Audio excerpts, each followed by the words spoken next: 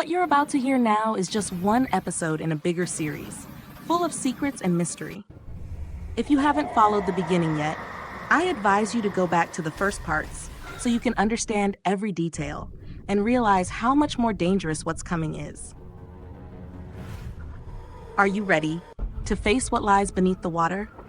In the depths of a dark lake, amid the fog, and on a night history we'll never forget, something appeared, something the human mind cannot comprehend. And now, the world knows nothing. No pictures, no evidence. Only we saw and only we barely survived. We thought the story was over, but we were wrong, because the nightmare hasn't even begun. Our plan must succeed. Ewan Fraser unrolled the sheet of paper he carried across the table and pointed with the tip of his burning cigarette at scattered red dots here and there, saying with manic enthusiasm, "Here it is. An entire network at various depths of filthy naval mines. One touch of the detonator, and this monster's remains will be blasted across the heavens. We'll have so much fun. Ha!"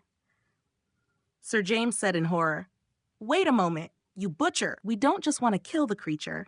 We want to kill it and keep its body intact. The purpose is scientific and for research." Fraser chewed his cigar in frustration, then said, "Yes, indeed, and besides, the explosion would shatter the woman too." "The woman? That's how this brute speaks of my gentle beloved Maggie.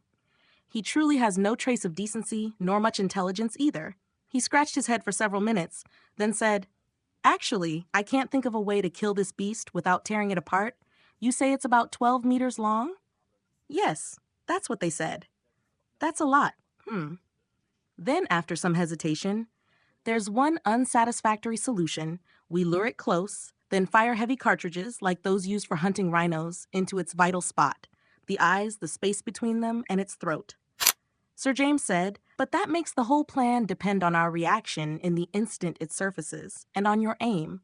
And surely it will thrash and rage, and we can't guarantee a strike from its tail, if it has one, that might knock Maggie away or tear her apart." I shouted angrily, "You're still talking as if Maggie would actually agree to stand there as the monster's victim. I refuse, and I absolutely forbid it." Ewan looked at me and Sir James with a glance that clearly said, "What's wrong with this idiot?" Sir James looked at me firmly and said, "Dr. Ismail, whether Maggie accepts or refuses is none of your concern. She alone has the right to decide. She knows we need her role, and she knows we won't let any harm touch her. So don't play the part of the tender lover at the expense of my love for her as a father. In other words, you're not the only one who loves her in this world." And then Maggie cried out, trying to calm the situation. "Rafat, please, I accept that. I even welcome it." She cried out, on the verge of tears, and it was strange that Sir James had never been so angry with me before. "Then why don't you offer him that girl, Erica? Isn't she of the Scandinavian stock he loves?" Maggie said. "The poor thing couldn't endure another terrible ordeal, whereas I can endure it." Ewan looked at Maggie with a mixture of confidence and cunning, and said, "The monster will not distinguish between a Scandinavian girl and a Scottish girl.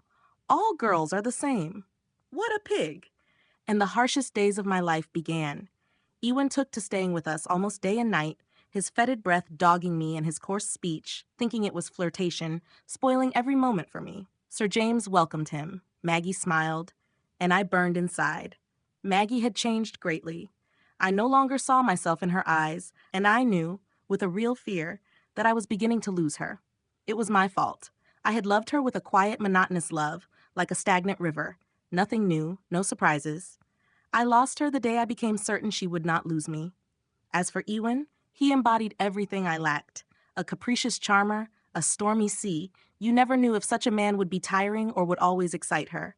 My steadiness, my loyalty, and my everlasting admiration were the reasons she slipped through my fingers like water. Women, unfortunately, usually cannot do without the dazzled lover.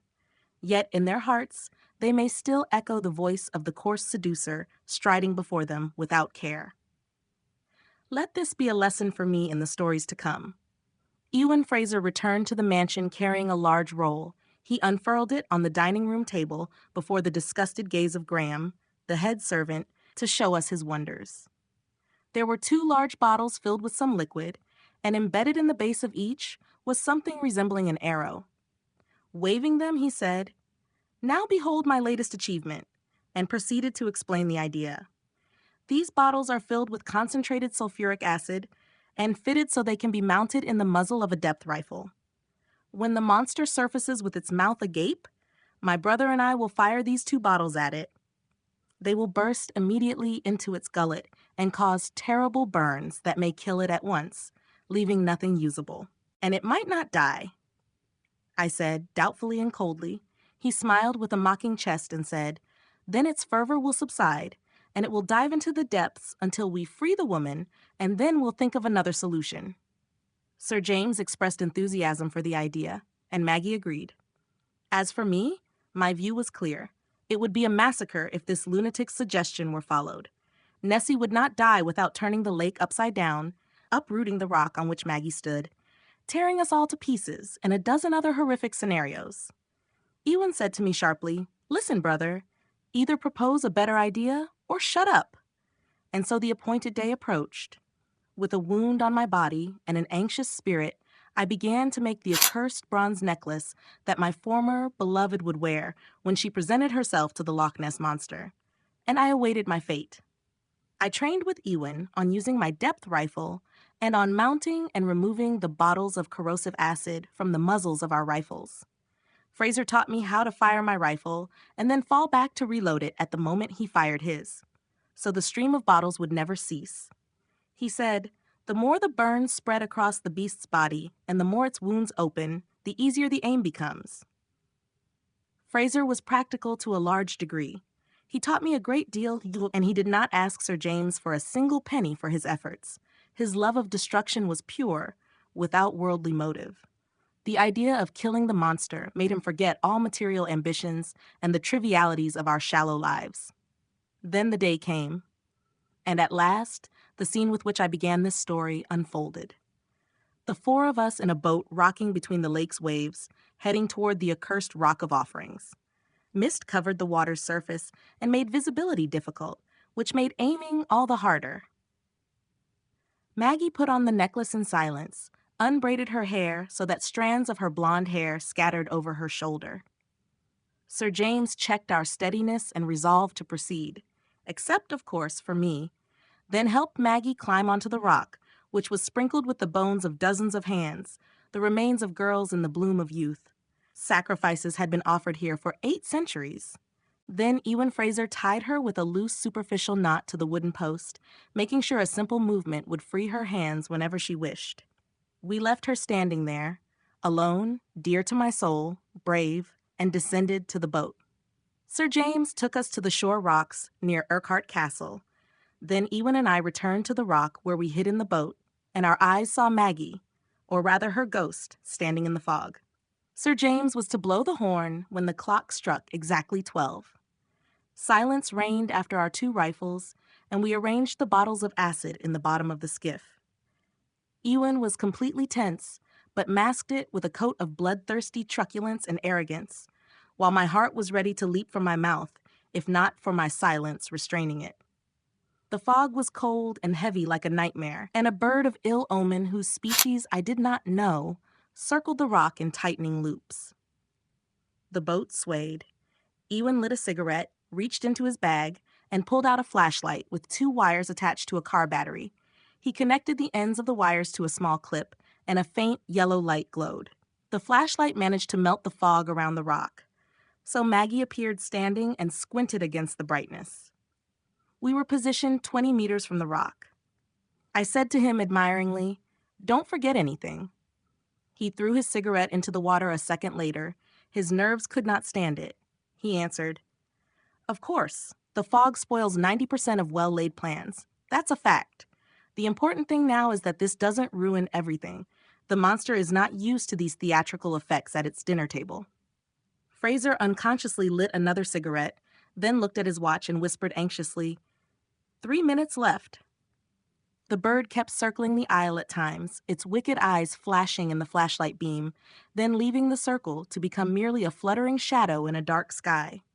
The boat rocked slowly, cigarette smoke, my heartbeats, and my dry throat. Ewan's grip tightened on the rifle. In my imagination, I saw Sir James standing in the dark at Urquhart Castle, raising the ivory horn to his lips and blowing. That stillness, that fetid silence you can almost hear echo sharply in your ears as if it burns them. The water's surface moved. My grip tightened on the rifle. Something huge and black rose from the lake. Water cascaded off it, and the waves thrashed and climbed. Slowly and confidently, it shook off the drops and moved. Now we could see it clearly. The head and the neck, and the eyes. I heard Fraser whisper, so quietly that his cigarette fell from his lips. My God! A legendary creature had emerged from natural history books and Viking legends, lifting its head above the water and advancing toward the rock. A neck as long as a serpent's, a gigantic head with blazing eyes, and a horse-like crest, as witnesses had described. Something Mrs. Gold could not have believed. It had not yet entered the beam of light, but my terror grew at the mere sight of the face known to northern raiders.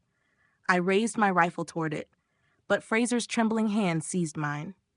For the first time, I caught a glimpse of genuine horror in his eyes, and he whispered, "Don't fire! You've ruined our plan." I said in astonishment, "What?" He answered, "My calculations were wrong. Only a torpedo will do against this thing.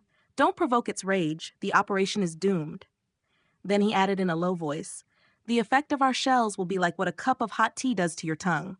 It will rage and open the gates of hell on us and the woman." What you have just heard is only one chapter of a long novel, a journey that has not ended yet, and secrets that have not all been revealed. In the upcoming parts, you will find the truth becoming more mysterious and the events more thrilling. So be ready, because the story has not spoken its final word yet.